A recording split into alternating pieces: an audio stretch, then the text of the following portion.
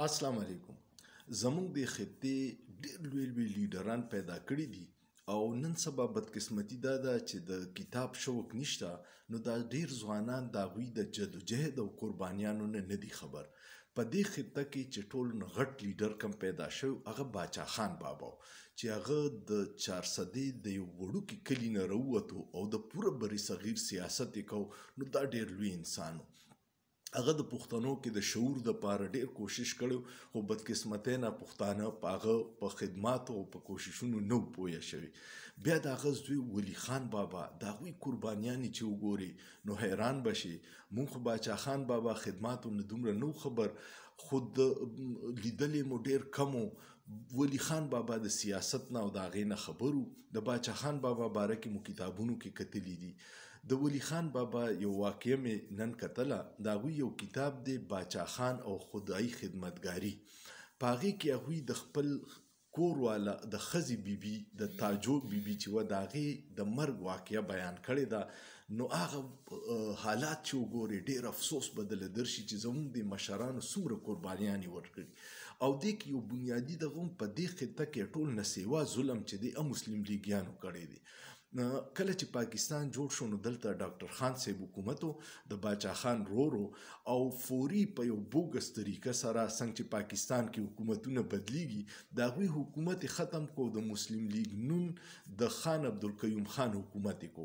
په اسمبلی کې د خدای خدمتګار سیټونه ډیرو، خو څنګه چې نن سبا دباو او اغوا مغوا وکړي او همدردیانې او وفاداري ولا بدله کړي، دقسې په هغې ورځو کې هم کړي. ولی خان بابا په کتاب کې خپل د تاجو بیبي د مرګ واقعه بیانوي چې دا په 1949 کې وفات شوې وه او په جیل کې زما ګیر چاپیره چې خلک وا ټول داسې غمزده غوندو، خو ماته یې غږ نه کو. هغوی ته مخکې نه پته وه او ماته د هغې د مرګ 2 هفتې پس پته ولګېده. نو ماته رایاد شو د هغې مرګ چې و په مردان اسپتال کې د ماشوم په پیدایش کې شوی او دا ټوین بچي 2 ماشومان.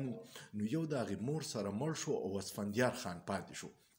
هغوی وایي چې ډېر سخت وخت و، زه چې جیل کې وم نو هغې پسې خپل مور او ورور راله چې زه چې زو ولی خان نشته نو ته به کور کې یوازې څه کې. خو هغې وایي چې نه، ده به دا اجره او دا کور آباد ساتم د ولی خان په غیر موجودګۍ کې، دا زما ذمهواري ده.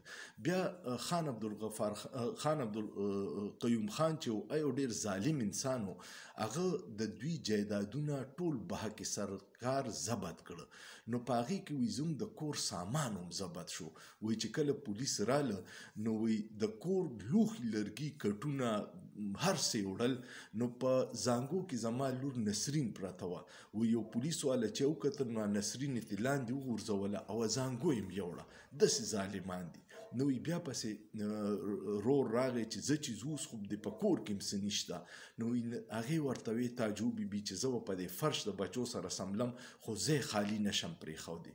او وی کله ناکله چې به خط د ډېر په مشکله جیل ته مال راغی نو زما به حوصله جوړه شوه چې زه په جیل کې هم خو شاته تاجو شته او بچي به مې ساتي.